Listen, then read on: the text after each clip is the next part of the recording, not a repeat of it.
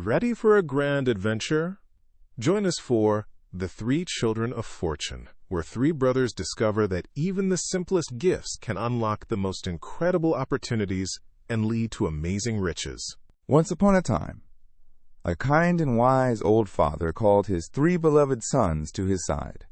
His eyes twinkled as he shared his last wish with them. "My dearest boys," he began, his voice soft, "my time here is nearly through. I have no silver or gold to give you, but I offer you something far more precious, these simple gifts."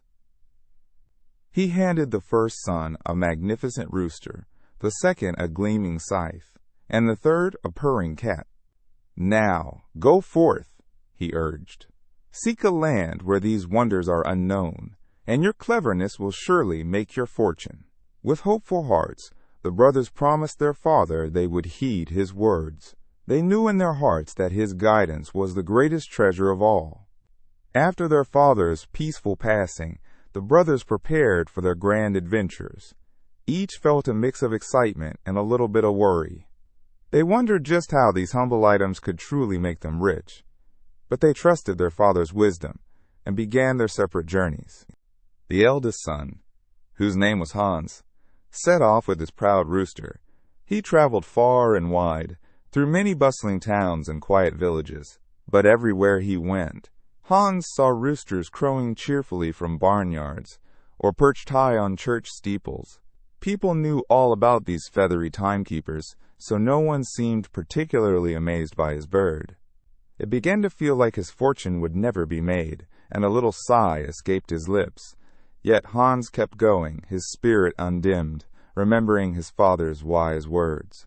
Finally, after many days of sailing, he stumbled upon a magical island unlike any he had ever seen. The islanders were friendly and kind, but they knew absolutely nothing about roosters. They also had a very big problem. They couldn't tell the time, especially during the long, dark nights. They knew when it was morning and evening, but the hours in between were a mystery. Hans saw their confusion and knew this was his chance. He stepped forward with a confident smile, his rooster held high. "Look!" he announced to the astonished islanders. "Behold this magnificent creature," the islanders gasped as they saw the rooster's vibrant colors and proud posture. Hans pointed to its head. "See its ruby-red crown and the spurs like a knight on its legs? This wonderful bird calls out 3 times during the night at just the right moments. When it crows for the very last time, the sun will soon peek over the horizon." He then added, "And if it crows in the bright daylight, it means the weather is about to change." The islanders were absolutely captivated by this feathered marvel. That very night, the islanders were too excited to sleep. They gathered together, listening with great delight as the rooster, whose keys were... That very night, the islanders were too excited to sleep. They gathered together, listening with great delight as the rooster, whose keys were crow and crows, at 2, 4, and 6 o'clock loudly and clearly proclaimed the time. Their faces lit up with each precise crow, finally understanding the passing hours. "Is this creature for sale?" they eagerly asked Hans the next morning. "How much gold do you wish for such a wonder?" Hans, with a twinkle in his eye, replied, "About as much gold as a donkey can carry." The islanders cheered unanimously, exclaiming, "A ridiculously small price for such a precious time-telling creature." They joyfully loaded a sturdy donkey with shiny gold for Hans, thrilled with their new beloved rooster. When Hans returned home with his donkey laden with gleaming gold, his brothers gasped in astonishment. They had never seen so much treasure. "Wow!" exclaimed the second son, Gareth, his eyes wide. "Our father was truly wise." He quickly decided, "Well, I must go forth now and see if I cannot sell my scythe just as profitably." Gareth felt a surge of hope and excitement, eager to prove his own cleverness. He imagined returning with his own share of riches, making their father proud once more. With a confident nod, Gareth picked up his shiny scythe and began his journey. But just like Hans, Gareth soon found that scythes were quite common everywhere he went. He saw farmers everywhere, with scythes slung over their shoulders, busily harvesting their crops. No one would be amazed by his, he thought. A little discouraged, he sighed, wondering if his journey would be as lucky as his brother's. Gareth kept traveling, remembering their father's encouragement to seek out the unknown. Finally, he came upon another peculiar island, far across the sea. The people there were kind, but had a very strange way of harvesting corn. When their fields of corn were perfectly ripe and ready, they would bring out large, noisy cannons. They would try to shoot the corn stalks down, making a terrible boom. But it was a very messy method, with many shots missing entirely or hitting the wrong parts of the plant. A lot of good corn was sadly wasted, and the loud cannon fire made an awful noise. Gareth watched the chaotic scene with wide eyes. Surely, he thought, my scythe can help these good people.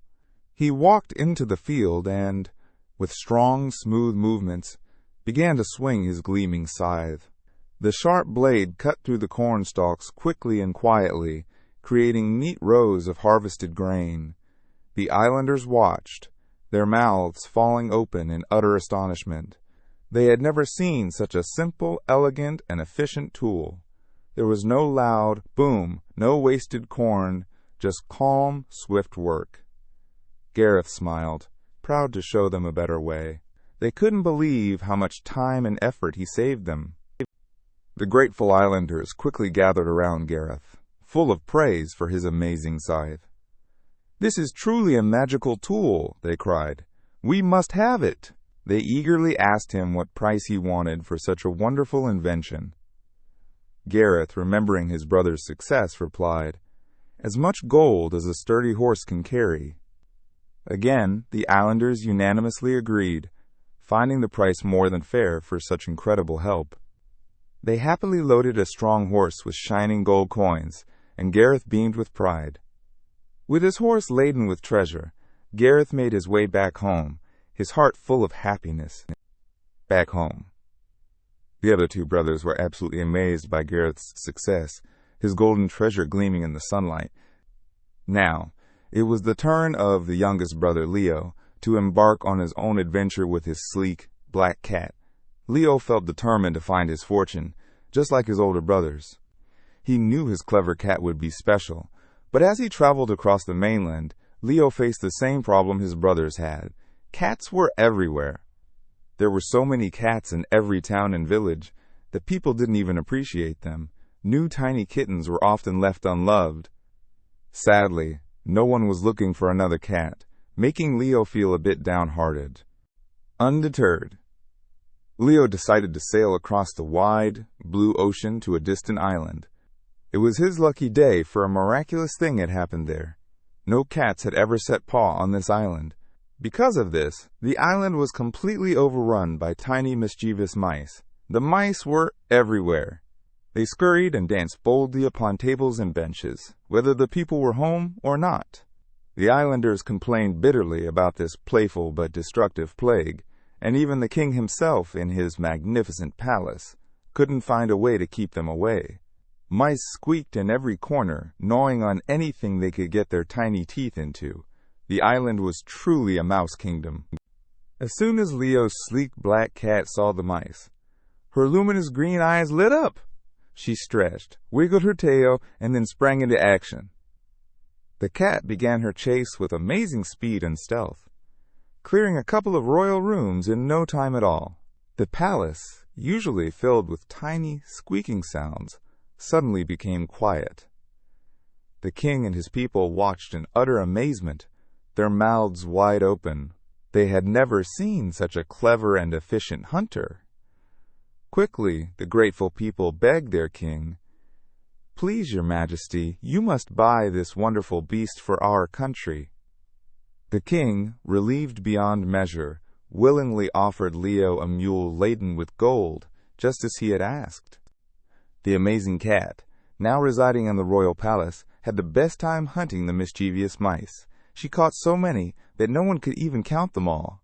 She darted and pounced, a whirlwind of black fur, making the palace truly peaceful once more. After all her hard work, the cat grew warm and very thirsty. She stopped her chase in the middle of a grand hall, lifted her head high, and cried out, "Mew, mew!" The king and all his people, who had never heard such a sound, were terribly frightened by this strange, loud cry. In their utter terror, they screamed and ran all at once, scrambling out of the palace as fast as their legs could carry them. Once they were safely outside, the king, still trembling, called his royal counselors to an emergency meeting. They huddled together, their faces pale with fear, trying to decide what was best to be done. "That creature is a monster!" one counselor exclaimed, wringing his hands. "We've never heard such a terrifying roar." They eventually decided to send a brave herald to the cat. The herald's task was to demand that the fearsome beast leave the palace at once, or face their formidable royal force. "We would rather be annoyed by familiar mice," the counselors declared, "than risk our lives to such a terrifying new monster." A noble youth, known for his bravery, was chosen to deliver the king's message. With a nervous gulp, he went back into the quiet, echoing palace to confront the monster. He found the sleek, black cat sitting calmly in a grand hall, still very thirsty from her hard work. The noble youth, trying to sound brave, asked the cat, "Will you, creature, peacefully leave this castle?" But the cat, whose thirst had become even greater, simply lifted her head and cried, "Mew, mew!" The youth, never having heard this sound before, was utterly confused. He tragically misunderstood her pleading cry for water. He thought she sounded defiant, as if saying, "Most certainly not, most certainly not." When the noble youth returned with his alarming report, the counselors cried out in fear. Then they declared, their voices trembling, "She shall yield to force." It was a terrible decision, born of misunderstanding and panic. Large, booming cannons were quickly brought out, and soon the magnificent palace was tragically ablaze. Fire roared and smoke filled the sky as the cannons fired. As the fierce flames crept closer to the very room where the thirsty cat was sitting, she, with her incredible agility, sprang safely out of a window. But the frightened people and their soldiers did not stop until the entire palace was shot down to the ground, a pile of smoke and rubble.